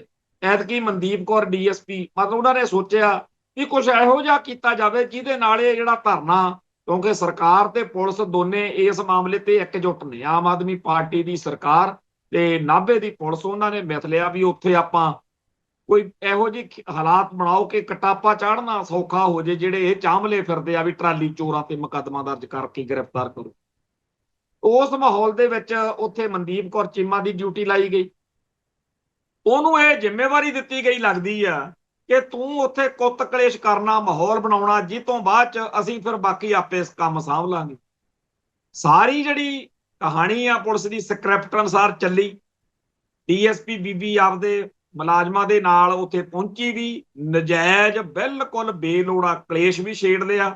ਸਾਰਾ ਜਿਹੜਾ ਘਟਨਾਕ੍ਰਮ ਆ ਉਹ ਸਕ੍ਰਿਪਟ ਅਨੁਸਾਰ ਪੂਰਾ ਡਰਾਮਾ ਸੀ। ਬੀਬੀ ਨੇ ਡਾਇਲੌਗ ਵੀ ਬਹੁਤ ਵਧੀਆ ਵਰਤੇ ਤੇ ਬਹੁਤ ਜਿਹੜਾ ਦਿੱਤਾ ਹੋਇਆ ਰੋਲ ਸੀ ਨਾ, ਜਿਵੇਂ ਕਲਾਕਾਰ ਨੂੰ ਡਰਾਮੇ 'ਚ ਜਾਂ ਫਿਲਮ 'ਚ ਰੋਲ ਦਿੱਤਾ ਜਾਂਦਾ, ਉਹਨੇ ਰੋਲ ਆਪਦਾ ਬਹੁਤ ਵਧੀਆ ਕੀਤਾ। ਪਰ ਉਸ ਅਕਾਲ ਪੁਰਖ ਵਾਹਿਗੁਰੂ ਨੂੰ ਕੁਝ ਹੋਰ ਮਨਜ਼ੂਰ ਸੀ। ਪਤਾ ਨਹੀਂ ਕਿੱਥੇ ਸਾਰੀ ਸਕ੍ਰਿਪਟ ਦੇ ਵਿੱਚ ਕੁਝ ਇਹੋ ਜਿਹਾ ਵਾਪਰਿਆ ਕਿ ਲਾਠੀ ਚਾਰਜ ਵਾਲਾ ਹਿੱਸਾ ਜਿਹੜਾ ਉਹ ਰਹਿ ਗਿਆ, ਜਾਂ ਤਾਂ ਉਹ ਜਿਹੜੇ ਪੁਲਿਸੀਏ ਜਿਨ੍ਹਾਂ ਨੂੰ ਡਿਊਟੀ ਦਿੱਤੀ ਗਈ ਸੀ ਉਹ ਲੇਟ ਹੋ ਗਏ ਜਾਂ ਇਸ਼ਾਰਾ ਨਹੀਂ ਸਮਝੇ, ਜਦੋਂ ਚੱਕਰੋ ਕਰਨੀ ਸੀ ਉਦੋਂ ਨਹੀਂ ਉਹਦੇ ਗੱਲ ਖਾਨੇ ਪਈ। ਕੁੱਲ ਮਿਲਾ ਕੇ ਉਹ ਸਾਰੀ ਗੱਲ ਇਸ ਤਰੀਕੇ ਨਾਲ ਐਂਡ ਹੋਇਆ ਕਿ ਲੋਕਾਂ ਨੂੰ ਸਾਰੀ ਹਕੀਕਤ ਸਮਝ ਲੱਗ ਗਈ ਕਿ ਇਹ ਪੁਲਿਸ ਵਾਲੀ ਡੀਐਸਪੀ ਬੀਬੀ ਜਾਣ ਬੁੱਝ ਕੇ ਇੱਥੇ ਮਾਹੌਲ ਖਰਾਬ ਕਰਕੇ ਧਰਨੇ ਦੇ ਵਿਚਾਲੇ ਸਾਰਾ ਇੱਕ ਵਿਗਾੜ ਪੈਦਾ ਕਰਨਾ ਚਾਹੁੰਦੀ ਸੀ। ਲੋੜ ਕੋਈ ਉਸ ਚੀਜ਼ ਦੀ ਕੋਈ ਹੈ ਨਹੀਂ। ਆਪਾਂ ਨੂੰ ਪਤਾ ਲੱਗਦਾ ਹੀ ਆ ਕਿ ਇਹ ਕੀ ਇਹਨੇ ਕੀਤਾ ਕੀ ਇੱਥੇ ਆ ਕੇ ਸ਼ੋਸ਼ੇਬਾਜ਼ੀ। ਖੈਰ, ਜਦੋਂ ਇਹ ਸਾਰੇ ਘਟਨਾਕ੍ਰਮ ਦੇ ਤੱਥ ਲੋਕਾਂ ਦੇ ਵਿੱਚ ਆਏ ਤਾਂ ਇੱਕ ਗੱਲ ਬੜੀ ਜਿਹੜੀ ਕਦੇ ਆਪਾਂ ਕਹਿੰਦੇ ਨਹੀਂ ਹੁੰਦੇ ਛੇਤੀ ਕੀਤੀ, ਉਹ ਫਿਰ ਕੈਨੇਡਾ ਤੋਂ ਸੰਗਤ ਨੇ ਲੈ ਕੇ ਆਂਦੀ ਵੀ ਬੜਾ ਸਾਨੂੰ ਤਾਂ ਸੀਗਾ ਵੀ ਅਸੀਂ ਸਿੱਖਾਂ ਦੇ ਬੱਚਿਆਂ ਦੀ ਮਦਦ ਕਰਦੇ ਹਾਂ। ਜਦੋਂ ਕੋਈ ਸਾਡੇ ਕੋਲੇ ਲੋੜਵੰਦ ਆ ਕੇ ਕੋਈ ਗੱਲ ਕਹਿੰਦਾ ਤੇ ਇਹ ਉਹੀ ਮਨਦੀਪ ਕੌਰ ਐਥਲੀਟ ਜਿਹੜੀ 15-20 ਸਾਲ ਸਾਡੇ ਕੋਲ ਪਹਿਲਾਂ ਆਈ ਸੀ, ਤੇ ਇਹਦੀ ਅਸੀਂ ਬਾਹ ਫੜੀ ਸੀ, ਝੋਲੀ ਭਰੀ ਸੀ ਵੀ ਚੱਲ ਸਿੱਖ ਬੱਚੀ ਆ, ਤੇ ਅੱਜ ਪੁਲਿਸ ਦੀ ਵਰਦੀ ਪਾ ਕੇ ਬਣੀ ਕੀ ਫਿਰਦੀ। ਬੜੀ ਅਫਸੋਸ ਦੀ ਗੱਲ ਆ। ਹੁਣ ਇਹ ਗੱਲ ਕੱਲੀ ਮਨਦੀਪ ਕੌਰ ਦੀ ਨਹੀਂ ਹੈ, ਜਿੰਨੇ ਵੀ ਸਿੱਖਾਂ ਦੇ ਕੁੜੀਆਂ ਮੁੰਡੇ ਸਾਡੇ ਆਲੇ ਦੁਆਲੇ ਰਿਸ਼ਤੇਦਾਰਾਂ ਦੇ ਵਿੱਚ ਬੜੇ ਨੇ, ਉਹ ਜਦੋਂ ਕੋਈ ਤਰੱਕੀ ਕਰਦਾ, ਜਿਹਨੂੰ ਉਹ ਸਮਝਦੇ ਆ ਵੀ ਲੈ ਬਈ ਹੁਣ ਆ ਫਲਾਨਾ ਪੁਲਿਸ 'ਚ ਹੋ ਗਿਆ, ਫਲਾਨਾ ਆਹ ਟੈਸਟ ਪਾਸ ਕਰ ਗਿਆ, ਉਹ ਜਦੋਂ ਦੱਸਦੇ ਆ ਸਾਨੂੰ ਉਦੋਂ ਮਨ 'ਚ ਇਹੀ ਆਉਂਦਾ ਹੁੰਦਾ ਵੀ ਲੈ ਲੂਣ ਦੀ ਖੱਡ ਵਿੱਚ ਡਿੱਗ ਕੇ ਲੂਣ ਬਣੂ। ਇੰਡੀਅਨ ਸਿਸਟਮ ਚੰਗੇ ਭਲੇ ਬੰਦੇ ਨੂੰ, ਆ ਜਿਹੜੇ ਪੁਲਿਸੀਏ ਆ ਮੈਂ ਉਹਨਾਂ ਬਾਰੇ ਗੱਲ ਕਰਦਾ ਹੀ ਰਹਿਣਾ, ਆ ਜਦੋਂ ਸੂਬਾ ਸਿੰਘ ਜੰਮਿਆ ਹੋਣਾ, ਜਦੋਂ ਅਜੀਤ ਸਿੰਘ ਸੰਧੂ ਜੰਮਿਆ ਹੋਣਾ, ਉਦੋਂ ਕਿਹੜਾ ਮਾਪਿਆਂ ਨੇ ਕਿਹਾ ਹੋਣਾ ਵੀ ਸਿੱਖੀ ਦੀਆਂ ਜੜਾਂ ਵੱਢਣ ਵਾਲਾ ਮੱਸੇ ਰੰਗੜ ਵਰਗਾ ਜੰਮ ਰਹੇ ਹਾਂ ਅਸੀਂ। ਉਦੋਂ ਤਾਂ ਜਦੋਂ ਘਰੇ ਆਪਾਂ ਨਿਆਣਾ ਜੰਮਦਾ ਪਹਿਲੋਂ ਗੁਰਦੁਆਰੇ ਜਾਂਦੇ ਆ, ਨੌਂ ਕਢਾਉਂਦੇ ਆ, ਫਿਰ ਲੋਹੜੀ ਵੇਲੇ ਅਖੰਡ ਪਾਠ ਸਾਹਿਬ ਪ੍ਰਕਾਸ਼ ਕਰਦੇ ਆ, ਫਿਰ ਆਪਾਂ ਜਦੋਂ ਸਕੂਲ ਦਾਖਲ ਕਰਾਉਣਾ ਹੁੰਦਾ ਨਿਆਣਾ, ਉਦੋਂ ਗੁਰਦੁਆਰੇ ਮੱਥਾ ਟਿਕਾ ਕੇ ਬਾਪੂ ਪ੍ਰਸ਼ਾਦ ਵੰਡਦਾ ਜਾਂਦਾ। ਹਰ ਵਾਰੀ ਜਦੋਂ ਨਿਆਣਾ ਪਾਸ ਹੁੰਦਾ ਫਿਰ ਗੁਰਦੁਆਰੇ ਮੱਥੇ ਟੇਕਦੇ ਆ। ਤੇ ਪਿੰਡ ਜਦੋਂ ਕੋਈ ਆਨੰਦਪੁਰ ਸਾਹਿਬ ਦਾ ਪ੍ਰੋਗਰਾਮ ਆ ਜਾਂ ਕੋਈ ਹੋਰ ਗੁਰਪੁਰਬ ਆ, ਉਹੀ ਮੁੰਡੇ ਇਕੱਠੇ ਹੋ ਕੇ ਗੁਰਦੁਆਰਾ ਸਾਹਿਬ ਸੇਵਾ ਕਰਦੇ ਆ, ਲੰਗਰ ਦੇ ਵਿੱਚ ਭੱਜ ਦੌੜ ਕਰਦੇ ਆ। ਤੇ ਜਦੋਂ ਪੜ੍ਹਾਈ ਮੁਕੰਮਲ ਹੋਣ ਤੋਂ ਬਾਅਦ ਉਹ ਮੁੰਡਾ ਭਰਤੀਆਂ ਦੇਖਣੀਆਂ ਸ਼ੁਰੂ ਕਰਦਾ, ਫੌਜ ਦੀਆਂ ਪੁਲਿਸ ਦੀਆਂ, ਫਿਰ ਗੁਰਦੁਆਰੇ ਮੱਥਾ ਟੇਕ ਕੇ ਸੱਚੇ ਪਾਤਸ਼ਾਹ ਪਹਿਲੀ ਤਨਖਾਹ ਗੁਰਦੁਆਰੇ, ਬਸ ਐਤਕੀ ਕਰਦੇ ਕਿਰਪਾ। ਤੇ ਉਹ ਜਦੋਂ ਪੁਲਿਸ 'ਚ ਭਰਤੀ ਹੋ ਜਾਂਦਾ, ਉਹਦਾ ਮੰਗਣਾ ਵਿਆਹ ਹੋਵੇ, ਉਹਦੀ ਤਰੱਕੀ ਹੋਵੇ, ਉਦੋਂ ਗੁਰਦੁਆਰੇ ਹੀ ਆਉਂਦਾ। ਪਰ ਹੌਲੀ ਹੌਲੀ ਹੌਲੀ ਹੌਲੀ ਫਿਰ KPS ਗਿੱਲ ਵਾਲਾ ਰੰਗ ਚੜ੍ਹਦਾ, ਫਿਰ ਉਹੀ ਸਿੱਖ ਪੁਲਿਸੀਆ ਸਿੱਖ ਕੌਮ ਦੇ ਦੁਸ਼ਮਣ ਦੇ ਰੂਪ ਦੇ ਵਿੱਚ ਜਦੋਂ ਥਾਣਿਆਂ ਦੇ ਵਿੱਚ ਕਕਾਰ ਕੜੇ ਕਸ਼ਹਿਰੇ ਰੁਲਦੇ ਆ, ਜਦੋਂ ਗੁਰੂ ਸਾਹਿਬਾਨ ਦੇ ਬਾਰੇ ਅਪਸ਼ਬਦ ਵਰਤੇ ਜਾਂਦੇ, ਜਦੋਂ ਸਿੱਖ ਬੱਚਿਆਂ ਨੂੰ ਫੜ ਕੇ, ਬੇਦੋਸ਼ੇ ਸਿੱਖਾਂ ਨੂੰ ਫੜ ਕੇ ਥਾਣਿਆਂ 'ਚ ਚੱਡੇ ਪਾੜੇ ਜਾਂਦੇ, ਜਦੋਂ ਸਿੱਖ ਬੱਚੀਆਂ ਨੂੰ, ਮਾਵਾਂ ਧੀਆਂ ਭੈਣਾਂ ਨੂੰ ਉੱਥੇ ਨਿਰਵਸਤਰ ਕਰਕੇ ਉਹਨਾਂ ਤੇ ਕਹਿਰ ਢਾਇਆ ਜਾਂਦਾ, ਉਦੋਂ ਇਹਨਾਂ ਦੇ ਅੰਦਰਲਾ ਉਹ ਸਾਰਾ ਸਿੱਖ ਕਿੱਥੇ ਮਰ ਜਾਂਦਾ, ਕਿੱਥੇ ਚਲੇ ਜਾਂਦਾ ਉਹ। ਕਿਉਂ? ਕਿਉਂਕਿ ਇੰਡੀਅਨ ਸਿਸਟਮ ਉਹਨਾਂ ਨੂੰ ਇਹੋ ਜਿਹਾ ਬਣਾ ਦਿੰਦਾ। ਪਹਿਲਾਂ ਪਿੰਡਾਂ 'ਚ ਲੋਕ ਗੱਲਾਂ ਕਰਦੇ ਹੁੰਦੇ ਸੀ ਵੀ ਪੁਲਿਸ ਵਾਲਿਆਂ ਨੂੰ ਨਾ ਟ੍ਰੇਨਿੰਗ ਦੌਰਾਨ ਉਹਨਾਂ ਦੇ ਮਾਪਿਆਂ ਦੀ ਫੋਟੋ ਰੱਖ ਕੇ ਉਹਨੂੰ ਗਾਲਾਂ ਕਢਵਾਉਂਦੇ ਆ, ਉਹਨੂੰ ਕਹਿੰਦੇ ਆ ਵੀ ਇਹਨੂੰ ਤੂੰ ਜਿਹੜਾ ਫੋਟੋ ਆ ਤੇਰੇ ਮਾਂ, ਵੀ ਕੱਲ ਨੂੰ ਤੈਨੂੰ ਨੌਕਰੀ ਕਰਦਿਆਂ ਤੇਰੇ ਮਾਂ-ਬਾਪ ਖਿਲਾਫ ਵੀ ਕਾਰਵਾਈ ਕਰਨੀ ਪੈ ਜੇ ਤੂੰ। ਪਰ ਇਹ ਗੱਲ ਝੂਠੀ ਹੋ ਸਕਦੀ ਆ, ਪਰ ਆਪਾਂ ਤਾਂ ਇਹੀ ਕੁਝ ਦੇਖਿਆ ਵੀ ਮਾਵਾਂ ਧੀਆਂ ਭੈਣਾਂ, ਭੈਣ ਭਰਾ ਪਿਛਲੇ ਖਾੜਕੂ ਲਹਿਰ ਦੇ ਦੌਰ ਵਿੱਚ ਜੋ ਕੁਝ ਵਾਪਰ ਚੁੱਕਿਆ, ਉਹੋ ਜਿਹਾ ਜ਼ੁਲਮ ਅਬਦਾਲੀ ਨੇ, ਮੱਸੇ ਰੰਗੜ ਨੇ ਜਾਂ ਨਾਦਰ ਨੇ ਜਾਂ ਹੋਰ ਮੁਗਲਾਂ ਪਠਾਣਾ ਅੰਗਰੇਜ਼ਾਂ ਵੇਲੇ ਨਹੀਂ ਹੋਇਆ ਹੋਇਆ, ਜੋ ਕੁਝ ਇਸ ਦੌਰ ਵਿੱਚ ਹੋਇਆ। ਦੱਸਣ ਪੁੱਛਣ ਤੋਂ ਗੱਲਾਂ ਬਾਹਰ ਨੇ ਜੋ ਕੁਝ ਇਸ ਸਾਰੇ ਦੌਰ ਵਿੱਚ ਇਹਨਾਂ ਪੁਲਿਸੀਆਂ ਨੇ ਕੀਤਾ। ਤੇ ਮਨਦੀਪ ਕੌਰ ਚੀਮਾ ਜਦੋਂ ਪਿੱਛੇ ਜੇ ਜਿਹੜਾ ਆਸ਼ੂਤੋਸ਼ ਦਾ ਪ੍ਰੋਗਰਾਮ ਬਾਦਲ ਸਰਕਾਰ ਨੇ ਕਿਹਾ ਵੀ ਅਸੀਂ ਕਰਾਉਣਾ ਹੀ ਕਰਾਉਣਾ, ਲੁਧਿਆਣੇ 2009 ਦੀ ਗੱਲ, 5 ਨਵੰਬਰ ਸੀ, ਤੇ ਉੱਥੇ ਗੋਲੀਆਂ ਚਲਾ ਕੇ ਪੁਲਿਸ ਨੇ ਜੋ ਕਹਿਰ ਸਿੱਖਾਂ ਤੇ ਢਾਇਆ ਵੀ ਅਸੀਂ ਆਸ਼ੂਤੋਸ਼ ਦਾ ਪ੍ਰੋਗਰਾਮ ਕਰਾਉਣਾ ਹੀ ਕਰਾਉਣਾ, ਟਰੰਕਾਰੀ ਕਾਂਡ ਵਾਂਗ। ਉੱਥੇ ਜਦੋਂ ਗੋਲੀ ਚੱਲੀ ਤਾਂ ਇੱਕ ਲਹਾਰੇ ਪਿੰਡ ਦਾ ਦਰਸ਼ਨ ਸਿੰਘ ਨਾਂ ਦਾ ਗੁਰਸਿੱਖ ਕਤਲ ਹੋ ਗਿਆ ਬਾਦਲ ਸਰਕਾਰ। ਉਹਦੇ ਮੁੰਡੇ ਨੂੰ ਬਾਅਦ ਚ ਪੁਲਿਸ 'ਚ ਭਰਤੀ ਕਰ ਲਿਆ ਟਿਕਟਕਾ ਕਰਨ ਲਈ। ਇਹ ਆਮ ਆ ਇੱਥੇ ਵੀ ਬਾਅਦ ਚ ਪੁਲਿਸ 'ਚ ਭਰਤੀ ਕਰ ਲਓ। ਮੈਂ ਉਦੋਂ ਸੋਚਦਾ ਸੀ ਵੀ ਕੱਲ ਕਲਾ ਨੂੰ ਕਿਸੇ ਇਹੋ ਜਿਹੇ ਧਰਨੇ 'ਚ ਇਹ ਵੀ ਹੋ ਸਕਦਾ ਵੀ ਦਰਸ਼ਨ ਸਿੰਘ ਲਹਾਰੇ ਦਾ ਪੁੱਤ ਜਿਹੜਾ ਹੈਗਾ ਉਹਨੂੰ ਗੰਨ ਚਕਾਈ ਹੋਵੇ ਵੀ ਚੱਲ ਮਾਰ ਗੋਲੀਆਂ ਜਿਹੜੀਆਂ ਧਰਨਾ ਦੇਣ ਆਏ ਨੇ, ਤੇ ਦਰਸ਼ਨ ਸਿੰਘ ਲਹਾਰੇ ਵਰਗਾ ਹੀ ਕੋਈ ਹੋਰ ਇਸੇ ਮੁੰਡੇ ਦੀ ਗੋਲੀ ਨਾਲ ਮਾਰਿਆ ਜਾਵੇ। ਤਾਂ ਇੰਡੀਅਨ ਸਿਸਟਮ ਜਿਹੜਾ ਹੈ ਉਹ ਸਾਨੂੰ, ਸਾਡੇ ਹੀ ਧੀਆਂ ਪੁੱਤਾਂ ਤੋਂ, ਸਾਡੇ ਹੀ ਵੱਡੇ ਛੋਟਿਆਂ ਤੋਂ ਸਾਨੂੰ ਮਰਵਾ ਰਿਹਾ, ਅਸੀਂ ਮਰ ਰਹੇ ਹਾਂ। ਇਹ ਇੱਕ ਖੇਡ ਚੱਲ ਰਹੀ। ਤਾਂ ਇੰਡੀਅਨ ਸਿਸਟਮ ਨੇ ਜਿਹੜਾ ਰੂਪ ਧਾਰਿਆ ਹੋਇਆ, ਇਹਦੇ ਬਾਰੇ ਇੱਕ ਵਾਰੀ ਅਸੀਂ ਇੰਡੀਆ ਟੂਡੇ ਤੇ ਸਟੋਰੀ ਛਪੀ ਸੀ ਕਿ ਜਿਹੜੇ ਮਾਓਵਾਦੀ ਲੜ ਰਹੇ ਨੇ ਉਹਨਾਂ ਦੇ ਕੋਲ ਇੰਡੀਆ ਦਾ ਇੱਕ ਨੁਮਾਇੰਦਾ ਦੂਤ ਜਿਹੜਾ ਗਿਆ ਤੇ ਉਹਨੇ ਦਿੱਲੀ ਆ ਕੇ ਪ੍ਰੈਸ ਕਾਨਫਰੰਸ ਕੀਤੀ ਤੇ ਪ੍ਰੈਸ ਨੂੰ ਦੱਸਿਆ ਕਿ ਉਹਨਾਂ ਨੂੰ ਅਸੀਂ ਪ੍ਰਪੋਜ਼ਲ ਦੇ ਕੇ ਆਏ ਆ ਕਿ ਤੁਸੀਂ ਜਿਹੜੇ ਮਸਲਿਆਂ ਦੇ ਲਈ ਹਥਿਆਰਬੰਦ ਲੜਾਈ ਲੜ ਰਹੇ ਹੋ ਐਦਾਂ ਨਹੀਂ ਹੱਲ ਹੋ, ਤੁਸੀਂ ਸਹੀ ਤਰੀਕੇ ਨਾਲ ਲੜਾਈ ਲੜੋ, ਅਸੀਂ ਇਲੈਕਸ਼ਨ ਕਰਾਉਨੇ ਆ, ਤੁਸੀਂ ਆਪ ਦੇ ਵਿੱਚੋਂ ਜਿਹੜੇ ਬੰਦੇ ਇਲੈਕਸ਼ਨ ਲੜ ਸਕਦੇ ਆ ਉਹਨਾਂ ਨੂੰ ਐਮਐਲਏ ਬਣਾਓ, ਉਹਨਾਂ ਦੀ ਸਰਕਾਰ ਬਣੇ, ਉਸ ਸਰਕਾਰ ਰਾਹੀਂ ਤੁਸੀਂ ਆਪ ਦੇ ਜਿਹੜਾ ਤੁਹਾਡੇ ਨਾਲ ਮਾੜਾ ਹੋ ਰਿਹਾ ਤੁਸੀਂ ਰੋਕ ਲਓ, ਅਸੀਂ ਗਾਰੰਟੀ ਕਰ ਦਿਆਂਗੇ ਕਿ ਬੰਦੇ ਤੁਹਾਡੀ ਜਿੱਤਣ, ਤੁਹਾਡੀ ਸਰਕਾਰ ਬਣੇ, ਤਾਂ ਕਿ ਬਾਅਦ ਵਿੱਚ ਤੁਸੀਂ ਸਾਨੂੰ ਇਹ ਨਾ ਕਹਿ ਸਕੋ ਕਿ ਸਰਕਾਰ ਤੁਹਾਡੀ ਫੇਰ ਫਲਾਨਿਆਂ ਦੀ ਬਣ ਗਈ, ਤੁਹਾਡੀ ਸਰਕਾਰ ਬਣਾ ਦੇ।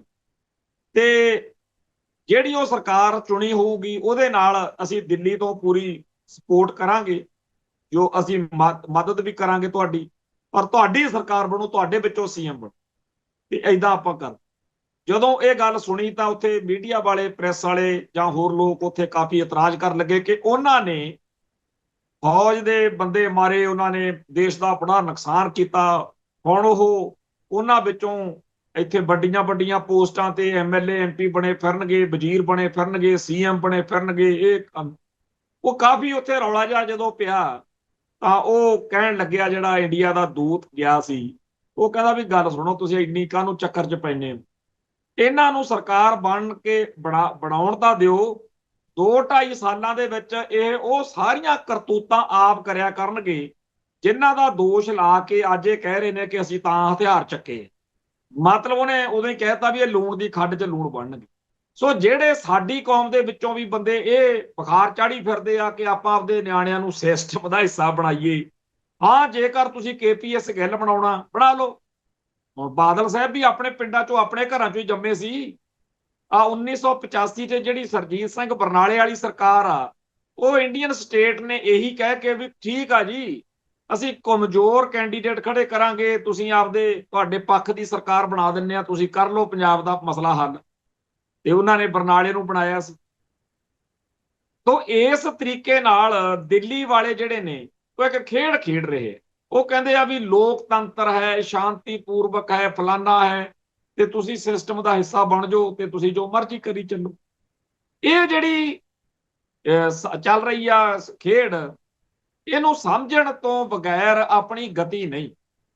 ਇੰਡੀਅਨ ਸਟੇਟ ਸਿਸਟਮ ਨੂੰ ਵੈਸੇ ਜੇਕਰ ਆਪਾਂ ਸਾਰੀ ਦੀ ਸਾਰੀ ਕੌਮ ਜਿਹੜੀ ਆ ਹਥਿਆਰ ਚੱਕ ਲਵੇ, ਹਥਿਆਰਬੰਦ ਲੜਾਈ ਹੋ ਜਾਵੇ, ਤਾਂ ਉਹਦੇ ਕੋਲੇ ਸਾਡੇ ਨਾਲੋਂ ਵੈਸੇ ਤਾਕਤ ਜ਼ਿਆਦਾ, ਪਰ ਉਹਨਾਂ ਨੂੰ ਸਾਡੀ ਲੜਾਈ ਜਿਹੜੀ ਆ ਉਹ ਬਹੁਤ ਜ਼ਿਆਦਾ ਤੰਗ ਕਰਨ ਜੋਗੀ ਜ਼ਰੂਰ ਹੈਗੀ।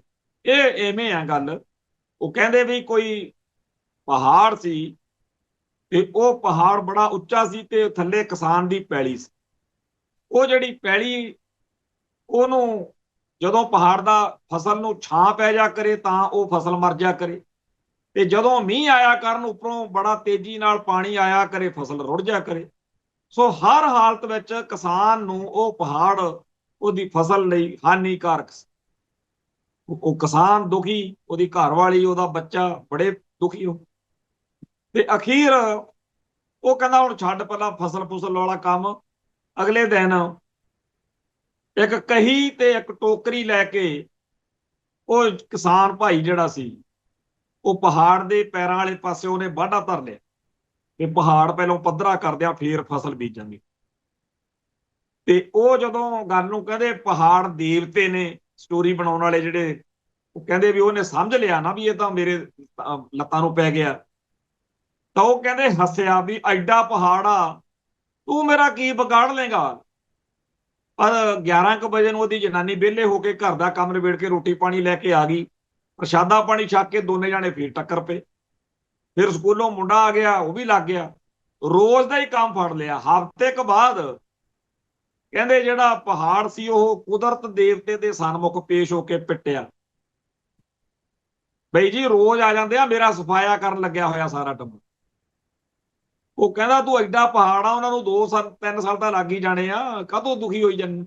ਕਹਿੰਦਾ ਮੈਨੂੰ ਉਹਨਾਂ ਦੇ ਜਿਹੜੇ ਸੰਦ ਨੇ, ਜਿਹੜੀ ਉਹਨਾਂ ਦੀ ਨਿੱਕੀ ਜੀ ਕਹੀ ਆ, ਮੇਰੇ ਸਾਹਮਣੇ ਤਾਂ ਨਿੱਕੀ ਜੀ ਹੈ, ਜਿਹੜਾ ਉਹਨਾਂ ਦਾ ਟੋਕਰਾ ਜਿਹਾ ਉਹ 3G, ਉਹਨਾਂ ਤੋਂ ਡਰ ਨਹੀਂ ਲੱਗਦਾ। ਮੈਨੂੰ ਉਹਨਾਂ ਦੀ ਦ੍ਰਿੜਤਾ ਤੇ ਸਿਦਕ ਤੋਂ ਡਰ ਲੱਗਦਾ। ਇਹੀ ਸਿਦਕ ਤੇ ਇਹੀ ਦ੍ਰਿੜਤਾ ਜਿਹੜੀ ਆ, ਇਹਦੇ ਤੋਂ ਹਿੰਦੂ ਸਾਮਰਾਜ ਡਰਦਾ ਕਿ ਬਾਕੀ ਸਾਰੇ ਭਾਰਤ ਦੇ ਜਿੰਨੇ ਇੱਥੇ ਮਤ ਨੇ, ਧਰਮ ਨੇ, ਕੌਮਾਂ ਨੇ, ਸੱਭਿਆਚਾਰ ਨੇ, ਉਹ ਅਸੀਂ ਸੌਖੇ ਕਾਬੂ ਕਰ ਲਏ ਜਾਂ ਕਰ ਲਵਾਂਗੇ। ਪਰ ਸਿੱਖਾਂ ਦਾ ਹਿਸਾਬ ਕਿਤਾਬ ਵੱਖਰਾ। ਸਿੱਖ ਤਾਂ ਜਦੋਂ ਅਰਦਾਸ ਕਰਦੇ ਆ ਸਵੇਰੇ ਸ਼ਾਮ, ਉਦੋਂ ਇਹ ਕਹਿੰਦੇ ਆ ਵੀ ਜਿਨ੍ਹਾਂ ਨੇ ਸਿੱਖੀ ਸੈਦਕ ਕੇਸਾਂ ਸਵਾਸਾਂ ਸੰਗ ਨਿਭਾਇਆ, ਤਿੰਨਾਂ ਦੀ ਕਮਾਈ ਨੂੰ ਧਿਆਨ ਧਰ ਕੇ ਬੋਲਣਾ ਜੀ ਵਾਹਿਗੁਰੂ। ਸੋ ਜਿਹੜਾ ਸਾਡੀ ਕੌਮ ਦਾ ਸਿੱਖੀ ਸਿਦਕ ਆ, ਉਹਨੂੰ ਖਤਮ ਕਰਕੇ ਸਿੱਖਾਂ ਨੂੰ ਕੇਸਾਧਾਰੀ ਹਿੰਦੂ ਗਰਦਾਨਣਾ, ਸਿੱਖਾਂ ਦੀ ਵੱਖਰੀ ਹੋਂਦ ਹਸਤੀ ਦਾ ਭੋਗ ਪਾਉਣਾ, ਸਿੱਖਾਂ ਨੂੰ ਉਸ ਸਾਰੇ ਕਾਸੇ ਵਿੱਚੋਂ ਕੱਢ ਕੇ ਜਿਹੜਾ ਉਹਨਾਂ ਨੂੰ ਵੱਖਰੇ ਆਜ਼ਾਦ ਧਰਮ ਦੀ ਹੋਂਦ ਹਸਤੀ ਦੀ ਗੱਲ ਦੱਸਦਾ ਹੈ, ਉਹ ਸਾਰੇ ਸਿਸਟਮ ਚੋਂ ਕੱਢ ਕੇ ਸਿੱਖਾਂ ਨੂੰ ਮਾਤਾ ਦਾ ਮਾਲ ਬਣਾਉਣਾ, ਸਿੱਖਾਂ ਨੂੰ ਕਲਗੀਧਰ ਦਾ ਲਾਲ ਨਹੀਂ ਰਹਿਣ ਦੇਣਾ। ਜਿਹੜੀ ਇਹ ਸੋਚ ਆ, ਇਹਦੇ ਸਾਹਮਣੇ ਖੜਾ ਕੀ ਆ? ਸਿੱਖਾਂ ਕੋਲੇ ਹੈ ਕੀ ਆ? ਬੜੀ ਫੌਜ ਆ। ਸਿੱਖਾਂ ਕੋਲੇ ਅਸਲਾ ਬੜਾ। ਸਿੱਖਾਂ ਦਾ ਸਿਦਕ ਆ ਜਿਹੜੀ, ਉਹ ਹਿੰਦੂ ਸਾਮਰਾਜ ਨੂੰ ਬੜਾ ਤੰਗ ਕਰਦਾ। ਹਿੰਦੂ ਸਾਮਰਾਜ ਕਹਿੰਦਾ ਹੈ ਕਿ ਇਹ ਸਾਡੇ ਪੈਰਾਂ 'ਚ ਕਿਉਂ ਨਹੀਂ ਡਿੱਗਦੇ, ਇਹ ਮਿੰਨਤਾਂ ਤਲਲੇ ਕਿਉਂ ਨਹੀਂ ਕਰਦੇ। ਇਹ ਜਦੋਂ ਵੀ ਗੱਲ ਕਰਦੇ ਆ ਅਣਖ ਨਾਲ ਤੇ ਗੈਰਤ ਨਾਲ ਕਰਦੇ ਆ। ਪਿੱਛੇ ਜੇ ਇੱਕ ਸਾਡੇ ਐਸੇ YouTube ਚੈਨਲ ਦੇ ਹੇਠਾਂ ਹਿੰਦੂ ਜਿਹੜਾ ਮਾਤਾ ਦਾ ਮਾਲ ਹਿੰਦੂ ਆ, ਉਹਨੇ ਕਮੈਂਟ ਕੀਤੇ, ਉਹਨੂੰ ਵੀ ਇਹੀ ਤਕਲੀਫ ਸੀਗੀ ਵੀ ਜਦੋਂ ਵੀ ਇਹ ਗੱਲਾਂ ਕਰਦੇ ਆ, ਇਹ ਲੇਰਾਂ ਜੀਆਂ ਕਿਉਂ ਨਹੀਂ ਮਾਰਦੇ, ਇਹ ਚੜ੍ਹਦੀ ਕਲਾ 'ਚ ਠੋਕ ਵਜਾ ਕੇ ਆਪਦਾ ਪੱਖ ਕਿਉਂ ਰੱਖਦੇ ਆ। ਦੁਨੀਆ ਸਾਨੂੰ ਫਿਰ ਮਾੜਾ ਮੰਨਦੀ ਆ ਕਿ ਤੁਸੀਂ ਇੱਕ ਚੰਗੀ ਭਲੀ ਕੌਮ ਨੂੰ ਹਿੰਦੂ ਹੋਣ ਦੀ ਗਾਲ ਕੱਢਦੇ ਹੋ। ਸੋ 100 ਸਾਲ ਪਹਿਲਾਂ ਜਿਹੜੀ ਗੱਲ ਕਲਗੀਧਰ ਪਾਤਸ਼ਾਹ ਨੇ ਜਿਹੜੀ ਗੱਲ ਦਾ ਸਾਨੂੰ ਆਪੋ ਹੁਕਮ ਦਿੱਤਾ ਨਾ, ਜਬ ਲਗ ਖਾਲਸਾ ਰਹੇ ਨਿਆਰਾ ਤਬ ਲਗ ਤੇਜ ਦਿਉ ਮੈਂ ਸਾਰਾ। ਜਬ ਵੀ ਜੇ ਤੁਸੀਂ ਬਾਹਮਣਾ ਦੇ ਮਗਰ ਲੱਗ ਗਏ, ਮੈਂ ਤੁਹਾਡੀ ਸ਼ਕਲ ਨਹੀਂ ਦੇਖ। ਹੁਣ ਜਦੋਂ ਸਿੱਖ ਇਸ ਗੱਲ ਤੇ ਪਹਿਰਾ ਦਿੰਦੇ ਹੋਏ ਕਹਿੰਦੇ ਆ, ਜਦੋਂ ਭਾਈ ਕਾਹਨ ਸਿੰਘ ਨਾਭਾ ਲਿਖਦੇ ਆ ਹਮ ਹਿੰਦੂ ਨਹੀਂ, ਜਾਂ ਅਸੀਂ ਅੱਜ ਦੇ ਸਮੇਂ 'ਚ ਕਹਿੰਦੇ ਆ ਹਿੰਦੂ ਹੋਣਾ ਸਾਡੇ ਲਈ, ਸਾਨੂੰ ਹਿੰਦੂ ਕਹਿ ਕੇ ਸਾਨੂੰ ਗਾਲ ਕੱਢਦੇ ਆ। ਇਹ ਚੀਜ਼ ਜਿਹੜੀ ਆ, ਬਾਕੀ ਜਿਹੜੇ ਬੰਦੇ ਆ ਉਹਨਾਂ ਦੀ ਸਾਡੇ ਬਾਰੇ ਉਹਨਾਂ ਨੂੰ ਬੜੀ ਤਕਲੀਫ ਹੁੰਦੀ ਆ ਵੀ ਇਹ ਕਿਉਂ ਨਹੀਂ ਮੰਨ ਲੈਂਦੇ। ਤੇ ਸਾਡੇ ਵਿੱਚੋਂ ਉਹਨਾਂ ਨੇ ਕਈ ਵਿਚਾਰੇ ਜਿਹੜੇ ਬਰਗਲਾਏ ਹੋਏ ਨੇ ਵਿਦਿਆ ਨੀਤੀ ਰਾਹੀਂ ਜਾਂ ਹੋਰ ਕਈ ਢੰਗ ਤਰੀਕਿਆਂ ਰਾਹੀਂ, ਉਹ ਕਈਆਂ ਨੂੰ ਲੱਗਦਾ ਵੀ ਹੈ ਤਾਂ ਆਪਾਂ ਹਿੰਦੂ ਹੀ ਆ। ਕਈ ਕਹਿੰਦੇ ਵੀ ਹੁੰਦੇ ਆ ਵੀ ਹੈ ਤਾਂ ਆਪਾਂ ਹਿੰਦੂ ਹੀ ਆ, ਹਿੰਦੂਆਂ ਚੋਂ ਨਿਕਲੇ ਹੋਏ ਆ ਭਾਈ, ਨਿਕਲ ਤਾਂ ਆਏ ਆ ਨਾ। ਸੋ ਇਹ ਜਿਹੜਾ ਸਾਰਾ ਸਿਸਟਮ ਆ ਇੰਡੀਅਨ ਡੀਪ ਸਟੇਟ ਦਾ, ਭਾਰਤੀ ਸਿਸਟਮ ਦਾ, ਉਹ ਹੈਗਾ ਕਿ ਇਹਨਾਂ ਚੋਂ ਫੌਜ ਭਰਤੀ ਕਰੋ, ਇਹਨਾਂ ਨੂੰ MLA MP ਇਹਨਾਂ ਨੂੰ ਅਹੁਦੇ ਆਹਦੇ ਦਿਓ, ਤੇ ਇਹ ਫਿਰ ਸਾਡੇ ਸਿਸਟਮ ਦਾ ਹਿੱਸਾ ਬਣ ਜਾਣਗੇ, ਲੂਣ ਦੀ ਖੱਡ 'ਚ ਲੂਣ ਬਣ ਜਾਣਗੇ, ਜਿਵੇਂ ਬੀਬੀ ਮਨਦੀਪ ਕੌਰ ਬਣੀ। ਹੁਣ ਜਿਹੜੇ ਲੋਕ ਇਹਨਾਂ ਦੇ ਇਸ ਚੱਕਰਵਿਊਹ ਦਾ ਹਿੱਸਾ ਨਹੀਂ ਬਣਦੇ, ਉਹਦੇ ਤੋਂ ਬਚੇ ਰਹਿੰਦੇ ਆ, ਉਹ ਫਿਰ ਇਹਨਾਂ ਲਈ ਕੀ ਹੁੰਦੇ ਨੇ? ਅੱਤਵਾਦੀ।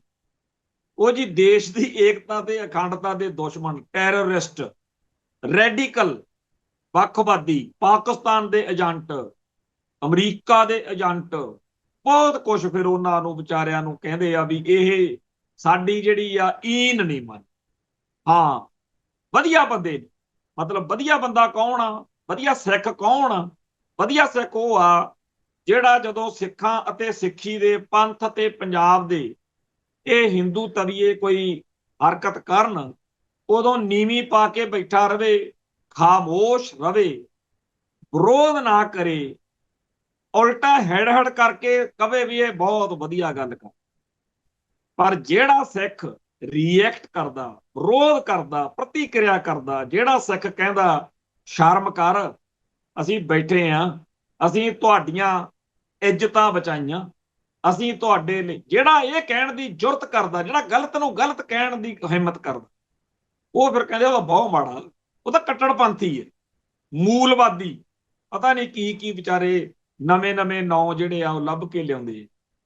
ਉਹ ਇਸ ਗੱਲ ਦੇ ਲਈ ਇਹਨਾਂ ਨੇ ਇੱਕ ਕਲਾਸ ਪੈਦਾ ਕੀਤੀ ਹੋਈ ਆ, ਜਿਹੜੇ ਆ ਵਿਚਾਰੇ ਦੋਗਲੇ ਜੇ ਸਿੱਖ ਨੇ, ਉਹ ਇਹਨਾਂ ਦੇ ਕੰਮ ਦੇ ਨੇ, ਉਹ ਵਧੀਆ ਸਿੱਖ ਨੇ ਇਹਨਾਂ ਲਈ।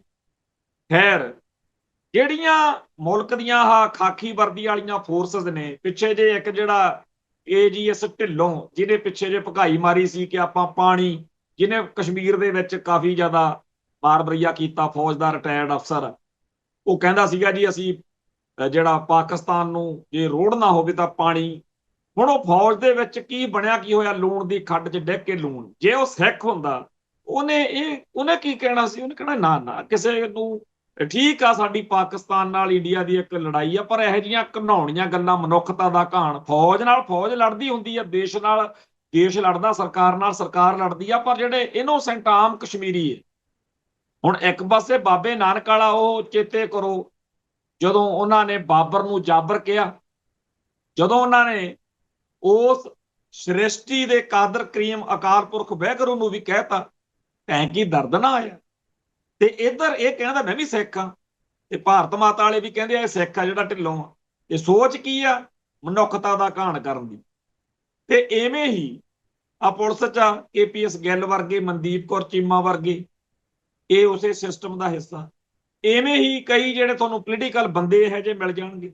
ਸੋ ਭਾਰਤੀ ਹਕੂਮਤੀ ਨਿਜ਼ਾਮ ਇੱਕ ਉਹ ਲੂਣ ਦੀ ਖੱਡ ਆ, ਜਿਹਦੇ ਵਿੱਚ ਆਪਾਂ ਸਿੱਖਾਂ ਦੇ ਨਿਆਣੇ ਜਿਹੜੇ ਭੇਜ ਰਹੇ ਆ, ਅਸਲ ਵਿੱਚ ਆਪਾਂ ਆਪਦੀ ਕੌਮ ਦੇ ਦੁਸ਼ਮਣ ਜਾਂ ਦੁਸ਼ਮਣ ਦੇ ਕਹਾੜੇ ਦੇ ਦਸਤੇ ਪੈਦਾ ਕਰ ਰਹੇ। ਤੇ ਸਾਡੇ ਬੰਦੇ ਕਹਿੰਦੇ ਆ ਜੇ ਆਪਣਾ ਮਾਰੂ ਛਾਵੇਂ ਸੁੱਟੂ, ਅੱਜ ਤੱਕ ਦਾ ਕੋਈ ਟੱਕਰਿਆ ਨਹੀਂ ਇਹ ਜਿਹਾ। ਜਿਹੜਾ ਉਧਰ ਖੜਾ ਉਹ ਪੂਰਾ ਠੋਕ ਕੇ ਖੜਾ। ਹਾਂ, ਇੱਕ ਗੱਲ ਜ਼ਰੂਰ ਆ, ਜਿਹੜੇ ਪਰਿਵਾਰਾਂ 'ਚ ਸਿੱਖੀ ਆ, ਜਿਨ੍ਹਾਂ ਦੇ ਅੰਦਰ ਕੋਈ ਗੱਲ ਬਚੀ ਰਹਿ ਜਾਂਦੀ ਹੈ, ਉਹ ਫਿਰ ਕੀ ਹੁੰਦਾ?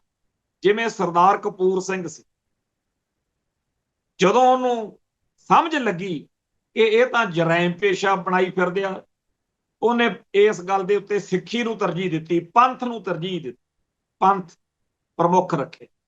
ਇਵੇਂ ਹੀ ਉਹਨਾਂ ਵੇਲਿਆਂ ਵਿੱਚ ਅਕਾਲੀ ਲੀਡਰਸ਼ਿਪ ਸੀ, ਬਾਹਮਣ ਬਾਣੀਆਂ ਉਹਨਾਂ ਨੂੰ ਘੇਰ ਘੇਰ ਕੇ ਪੁੱਛਦੇ ਸੀ, ਮਾਸਟਰ ਤਾਰਾ ਸਿੰਘ ਜੀ ਪਹਿਲਾਂ ਐਂ ਦੱਸੋ, ਤੁਹਾਡੇ ਲਈ ਦੇਸ਼ ਪਹਿਲੋਂ ਆ ਕਿ ਪੰਥ? ਉਹ ਕਹਿੰਦੇ ਜੀ ਸਾਡੇ ਲਈ ਪੰਥ ਪਹਿਲੋਂ। ਇਵੇਂ ਹੀ ਬੀਤੇ ਦੌਰ ਵਿੱਚ ਕਈ ਪੁਲਿਸ ਅਫਸਰ ਵੀ ਇਹੋ ਜਿਹੇ ਹੋਏ, ਜਿਹਨੂੰ ਆਪਾਂ ਜਨਰਲ ਲਾਭ ਸਿੰਘ ਦੇ ਨਾਂ ਤੇ ਚੇਤੇ ਕਰਦੇ ਆ, ਉਹ ਵੀ ਪੁਲਿਸ 'ਚ ਸੀ। ਭਾਈ ਸੁਖਦੇਵ ਸਿੰਘ ਸਿਪਾਹੀ, ਸੁੱਖਾ ਸਿਪਾਹੀ ਵੀ ਕਹਿ ਦਿੰਦੇ ਸੀ। ਪਰ ਜਦੋਂ ਉਹਨੂੰ ਕੌਮ ਦਾ ਸਵਾਲ ਆਇਆ, ਉਹਨੇ ਪੰਥ ਨੂੰ ਤਰਜੀਹ ਦਿੱਤੀ। ਇਵੇਂ ਹੀ ਆਪਣੇ ਜਨਰਲ ਸਵੇਗ ਸਿੰਘ, ਜਦੋਂ ਭਾਰਤ ਮਾਤਾ ਦੀ ਸੇਵਾ ਕੀਤੀ, ਮੁਕਤੀ ਵਹਿਣੀ, ਬੰਗਲਾਦੇਸ਼, ਉਹ ਸਾਰੇ ਕਾਂਡ ਤੋਂ ਵਾਪਰ ਜਦੋਂ ਪਤਾ ਲੱਗਿਆ ਵੀ ਇਹ ਤਾਂ ਬੜੇ ਭੈੜੇ ਆ, ਫਿਰ ਉਹਨੇ ਕੌਮ ਨੂੰ, ਪੰਥ ਨੂੰ ਤਰਜੀਹ ਦਿੱਤੀ।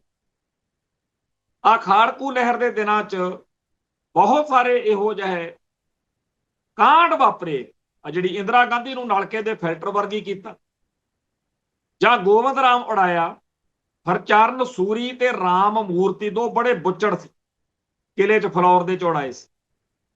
ਇਵੇਂ ਹੀ ਹੋਰ ਬਹੁਤ ਸਾਰੇ ਕਾਂਡ ਆ ਜਿਹੜੇ ਪੰਜਾਬ ਪੁਲਿਸ ਦੇ ਵਿੱਚ, ਜਿਹੜੇ ਸਿੱਖ ਕੌਮ ਨੂੰ ਪਿਆਰ ਕਰਨ ਵਾਲੇ ਸਿੰਘ ਸੀ, ਸਿੱਖੀ ਦਾ ਦਰਦ ਸੀ ਜਿਨ੍ਹਾਂ, ਉਹਨਾਂ ਨੇ ਸੇਵਾ ਕੀਤੀ। ਇਵੇਂ ਹੀ ਹੋਰ ਇੱਕ ਕਹਾਣੀ ਹੈ, ਬਸ਼ੀਰ ਮੁਹੰਮਦ, ਮੁਸਲਮਾਨਾਂ ਦੇ ਘਰੇ ਜੰਮਿਆ ਹੋਇਆ, ਪਰ ਉਹ ਸਿੰਘ ਸੱਜ ਕੇ ਪੁਲਿਸ, ਉਹਨੂੰ ਤਾਂ ਕੈਟ ਬਣਾ ਕੇ ਭਰਤੀ ਕੀਤਾ ਸੀ, ਗਦਾਰ ਬਣਾ ਕੇ ਵੀ ਖਾੜਕੂਆਂ 'ਚ ਭਰਤੀ ਹੋ ਜਾ। ਸੁਖਦੇਵ ਸਿੰਘ SP ਸਿਟੀ, ਉਹਨੇ ਕਿਹਾ ਤੇ ਉਹਨੂੰ 4-5 ਦਿਨ ਜਦੋਂ ਰਿਹਾ, ਉਹਨੇ ਜੁਝਾਰੂਆਂ ਦੇ ਵਿੱਚ ਰਹਿ ਕੇ ਉਹ ਕਹਿੰਦਾ ਰੋਣ ਹੀ ਲੱਗ ਗਿਆ, ਕਹਿੰਦਾ ਮੈਂ ਤਾਂ ਬੜੇ ਬਾੜੇ ਤੁਹਾਡੇ ਬਾਰੇ ਜੋ ਸਾਨੂੰ ਦੱਸਿਆ ਗਿਆ, ਉਹ ਕਹਿੰਦੇ ਭਰਾਵਾ ਅਸੀਂ ਤਾਂ ਇਹੋ ਜਿਹੇ। ਉਹ ਸਿੰਘ ਸੱਜ ਗਿਆ, ਬੱਬਰ ਖਾਲਸਾ ਦੇ ਵਿੱਚ ਸੇਵਾ ਕੀਤੀ, ਆਖਰ ਆਪਣੀ ਸਿੰਘਣੀ ਸਮੇਤ ਸ਼ਹੀਦੀ ਪਾ ਗਿਆ, ਉਹ ਪੰਜਾਬ ਪੁਲਿਸ। ਸੋ ਐਵੇਂ ਹੀ ਬੜੇ ਫੌਜ ਵਿੱਚੋਂ ਆਏ ਸਿੰਘ ਜਿਨ੍ਹਾਂ ਨੇ ਕੌਮ ਦੀ ਸੇਵਾ ਕੀਤੀ। ਸੋ ਲੂਣ ਦੀ ਖੱਡ ਦੇ ਵਿੱਚ ਰਹਿੰਦਿਆਂ ਹੋਇਆਂ ਵੀ ਜਿਨ੍ਹਾਂ ਦਾ ਸਿੱਖੀ ਸਿਦਕ ਕਾਇਮ ਰਹਿ ਜਾਵੇ, ਉਹਨਾਂ ਨੂੰ ਫਿਰ ਕੇਸਾਧਾਰੀ ਹਿੰਦੂ ਤੇ ਭਾਰਤ ਮਾਤਾ ਦਾ ਜਿਹੜਾ ਸਿਸਟਮ ਆ ਸਾਰਾ, ਉਹ ਬੜਾ ਮਾੜਾ ਮੰਨਦਾ, ਅੱਤਵਾਦੀ ਬਣ ਗਏ ਸੀ। ਕਿਉਂ? ਕਿਉਂਕਿ ਉਹਨਾਂ ਨੇ ਮਤਲਬ ਜਿਹੜਾ ਸਿੱਖ ਧਰਮ ਨਾਲ ਨਿਭਦਾ ਉਹ ਮਾੜਾ। ਜੇ ਮਨਦੀਪ ਕੌਰ ਚੀਮਾ ਭਾਰਤੀ ਨਿਜ਼ਾਮ ਦਾ ਪੁਰਜਾ ਬਣ ਕੇ ਚੱਲਦੀ ਹੈ ਤਾਂ ਬਹੁਤ ਵਧੀਆ। ਜੇ ਉਹਨੂੰ ਚੇਤੇ ਆ ਜਾਏ ਕਿ ਮੈਨੂੰ ਤਾਂ ਗੁਰੂ ਘਰ ਨੇ ਨਵਾਜਿਆ, ਮੈਨੂੰ ਤਾਂ ਸਰੀ ਦੇ ਵਿੱਚ ਸੰਗਤ ਨੇ, ਫਿਰ ਜੇ ਉਹ ਪੰਥ ਨੂੰ, ਕੌਮ ਨੂੰ ਤਰਜੀਹ ਦੇਣ ਵਾਲੇ ਪਾਸੇ ਤੁਰੇ, ਫਿਰ ਉਹ ਬੜੀ ਮਾੜੀ। ਸੋ ਇਸ ਮਾਹੌਲ ਦੇ ਵਿੱਚ ਆ ਜਿਹੜਾ ਪ੍ਰਵਾਸੀ ਮਜ਼ਦੂਰਾਂ ਵਾਲਾ ਮਸਲਾ ਚੱਲਿਆ, ਤੁਸੀਂ ਦੇਖਦੇ ਹੋ ਥਾਂ ਥਾਂ ਦੇ ਉੱਤੇ ਅਫਸਰਾਂ ਨੂੰ, ਚਾਹੇ ਉਹ ਪੁਲਿਸ ਦੇ ਆ ਚਾਹੇ ਸਿਵਲ ਦੇ ਆ, ਲੋਕ ਜਦੋਂ ਕਹਿੰਦੇ ਆ ਵੀ ਤੁਸੀਂ ਕਿਹੜੀਆਂ ਗੱਲਾਂ ਕਰਦੇ ਹੋ ਕਿ ਜੀ ਇਹ ਭਾਰਤ ਸਾਰਿਆਂ ਦਾ ਸਾਂਝਾ ਵਾ, ਕਿਵੇਂ ਸਾਂਝਾ? ਜੇ ਇੰਨਾ ਹੀ ਸਾਂਝਾ ਤੁਸੀਂ ਸਾਨੂੰ ਮਤਾਂ ਦਿੰਦੇ ਹੋ, ਫਿਰ ਗੁਜਰਾਤ ਵਿੱਚ ਸਾਡੇ ਸਿੱਖਾਂ ਨੂੰ ਜਦੋਂ ਕੱਢਿਆ ਸੀ ਉਦੋਂ ਉਹ ਭਾਰਤ ਸਾਰਿਆਂ ਦਾ ਸਾਂਝਾ ਨਹੀਂ ਸੀ? ਹਿਮਾਚਲ 'ਚ ਜ਼ਮੀਨ ਲੈਣੀ ਹੋਵੇ ਸਾਨੂੰ ਅਗਲੇ ਜੁੱਤੀਆਂ ਮਾਰਦੇ। ਤਾਮਿਲਨਾਡੂ ਦੇ ਵਿੱਚ ਜੇ ਹਿੰਦੀ ਇੱਥੇ ਵਾਂਗੂ ਜਿਵੇਂ ਇਹ ਭਈਏ ਥੋਪਦੇ ਆ, ਜੇ ਉੱਥੇ ਕੋਈ ਥੋਪੇ ਤਾਂ ਜੁੱਤੀਆਂ ਮਾਰਦੇ ਅਗਲੇ। ਤੇ ਤੁਸੀਂ ਕਹਿੰਦੇ ਹੋ ਜੀ ਸਾਰਿਆਂ ਦਾ ਸਾਂਝਾ ਭਾਰਤ ਆ, ਕਿਵੇਂ ਸਾਰਿਆਂ ਦਾ ਸਾਂਝਾ? ਨਹੀਂ ਸਾਂਝਾ। ਤੋ ਜਦੋਂ ਤਾਂ ਪੰਜਾਬ ਦੀ ਗੱਲ ਆਉਂਦੀ ਆ, ਪੰਜਾਬ ਦੇ ਹਿੱਤਾਂ ਦੀ ਗੱਲ ਆਉਂਦੀ ਆ, ਉਦੋਂ ਸਾਰਾ ਭਾਰਤ ਕਹਿੰਦਾ ਜੀ ਐਂ ਚੱਲੂ। ਤੇ ਜਿਹੜੇ ਲੋਕ ਸਿਸਟਮ ਦਾ ਹਿੱਸਾ, ਉਹ ਮਜਬੂਰੀ ਬਸ ਕਹਿੰਦੇ ਆ ਜੀ, ਜਿਵੇਂ ਕਈ ਪੰਜਾਬ ਪੁਲਿਸ ਦੇ ਮੁਲਾਜ਼ਮ ਖਾੜਕੂ ਲਹਿਰ ਮੌਕੇ ਕਹਿੰਦੇ ਆ ਜੀ ਮਜਬੂਰੀ ਸੀ, ਮਜਬੂਰੀ 'ਚ ਬੰਦੇ ਮਾਰਦੇ। ਬੱਲੇ ਥੋਤੋਂ ਬੰਦੇ ਮਰਵਾਏ ਤੇ ਥੋਤੋਂ ਹੀ ਇਹ ਸਿਸਟਮ ਜਾਂ ਤਾਂ ਫਿਰ ਆਕੜ ਕੇ ਕਵੇ ਵੀ ਜਿਹੜਾ ਅਸੀਂ ਕਤਲੇਆਮ ਕਰਾਉਣਾ ਸੀ ਠੋਕ ਕੇ ਕਰਾਇਆ, ਅਸੀਂ ਆਪਦੇ ਕਿਸੇ ਮੁਲਜ਼ਮ ਦਾ ਕੱਖ ਨਹੀਂ ਵਿਗੜਨ ਦੇਣਾ। ਦੂਜੇ ਪਾਸੇ ਤੁਹਾਨੂੰ ਹੀ ਸਜ਼ਾਵਾਂ ਉਹੀ ਸਿਸਟਮ ਦੇ ਰਹੇ ਆ। ਜਿਹੜੇ ਸੂਬੇ ਵਰਗੇ ਬੁੱਚੜ 80-80 ਸਾਲ ਦੀ ਉਮਰ 'ਚ ਜੇਲ੍ਹਾਂ 'ਚ ਗਏ ਆ, ਇਸੇ ਇੰਡੀਅਨ ਸਿਸਟਮ ਨੇ ਭੇਜੇ। ਸੋ ਕੁੱਲ ਮਿਲਾ ਕੇ ਜਿਹੜਾ ਭਾਰਤੀ ਨਿਜ਼ਾਮ ਆ, ਇਹਦੇ ਬਾਰੇ ਸਾਡੀ ਕੌਮ ਨੂੰ ਪਤਾ ਹੋਣਾ ਚਾਹੀਦਾ, ਇਹਦੇ ਸਾਰੇ ਪੱਖਾਂ ਬਾਰੇ ਸਮਝ ਹੋਣੀ ਚਾਹੀਦੀ ਹੈ। ਪਰ ਹਾਲਾਤ ਇਹ ਨੇ ਕਿ ਜੇ ਅੱਜ ਸਾਡੇ ਕੌਮ ਦੇ ਵਿੱਚ ਇਹ ਮੰਗ ਉੱਠ ਖੜੇ ਭਈ ਪੰਜਾਬ ਦੇ ਵਿੱਚ ਤੰਬਾਕੂ ਬੀੜੀ ਉੱਤੇ ਪਾਬੰਦੀ, ਹਾਲਾਂਕਿ ਕਈ ਸੂਬਿਆਂ 'ਚ ਲੱਗੀ ਹੋਈ ਆ, ਪੰਜਾਬ ਦੇ ਵਿੱਚ ਤਾਂ 29 ਮਈ 1981 ਨੂੰ ਬਹੁਤ ਵੱਡਾ ਮਾਰਚ ਕੱਢਿਆ ਸੀ, ਜਿਹਦੇ ਤੋਂ ਖਾੜਕੂ ਲਹਿਰ ਦਾ ਜਾਂ ਸਿੱਖ ਸੰਘਰਸ਼ ਦਾ ਜਦੋਂ ਮੁੱਢ ਵੱਜਦਾ, ਸੰਤ ਭਿੰਡਰਾਂ ਵਾਲਿਆਂ ਵੇਲੇ ਫੈਡਰੇਸ਼ਨ ਦਲ ਖਾਲਸਾ 29 ਮਈ 1981 ਪੰਜਾਬ ਦੇ ਵਿੱਚ ਅੰਮ੍ਰਿਤਸਰ ਸ਼ਹਿਰ ਨੂੰ ਪਵਿੱਤਰ ਸ਼ਹਿਰ ਦਾ ਦਰਜਾ ਦਿਓ, ਬੀੜੀ ਸਿਗਰਟ ਦੀਆਂ ਤੇ ਹੋਰ ਚੀਜ਼ਾਂ ਦੀਆਂ ਦੁਕਾਨਾਂ ਤੇ ਜੇ ਕਿਤੇ ਪੰਜਾਬ 'ਚ ਪਾਬੰਦੀ ਲੱਗ ਜਾਵੇ, ਜੇ ਕਿਤੇ ਇਹੀ ਐਲਾਨ ਹੋ ਜੇ ਕਿ ਸ਼ਹਿਰਾਂ ਦੇ ਵਿੱਚ ਕਸਬਿਆਂ ਦੇ ਵਿੱਚ ਅਣ ਅਧਿਕਾਰਤ ਰੇਹੜੀਆਂ ਫੜੀਆਂ ਨਹੀਂ ਲੱਗਣ ਦਿਆਂ, ਕਾਨੂੰਨ ਅਨੁਸਾਰ ਹੀ ਗੱਲ ਹੋਣੀ ਆ ਜਿਵੇਂ ਬਾਕੀ ਸੂਬਿਆਂ 'ਚ ਕਾਨੂੰਨ ਬਣੇ ਹੋਏ ਨੇ। ਤੇ ਜੇ ਕਿਤੇ ਗੈਰ ਕਾਨੂੰਨੀ ਝੌਂਪੜੀਆਂ ਨਹੀਂ ਵੰਡ ਦਿੱਤੀਆਂ ਜਾਣ, ਤੇ ਜੇ ਕਿਤੇ ਇਹ ਹੋ ਜਾਵੇ ਕਿ ਅਸੀਂ ਪੰਜਾਬ ਦੇ ਵਿੱਚ ਸਵਾਏ ਪੰਜਾਬੀ ਤੋਂ ਕਿਸੇ ਬੋਲੀ 'ਚ ਗੱਲ ਨਹੀਂ ਕਰਨੀ, ਜਿਵੇਂ ਦੱਖਣੀ ਭਾਰਤ ਦੇ ਲੋਕ ਕਰਦੇ ਆਪੋ ਆਪਦੇ ਸੂਬੇ ਦੀ ਬੋਲੀ 'ਚ, ਇਹ ਕਾਨੂੰਨ ਬਣੇ ਹੋਏ ਨੇ ਬਕਾਇਦਾ, ਇੱਥੇ ਵੀ ਕਾਨੂੰਨ ਬਣਿਆ ਹੋਇਆ ਆਪਣੇ ਵੀ, ਇੱਥੇ ਲਾਗੂ ਨਹੀਂ ਕੀਤਾ ਜਾਂਦਾ।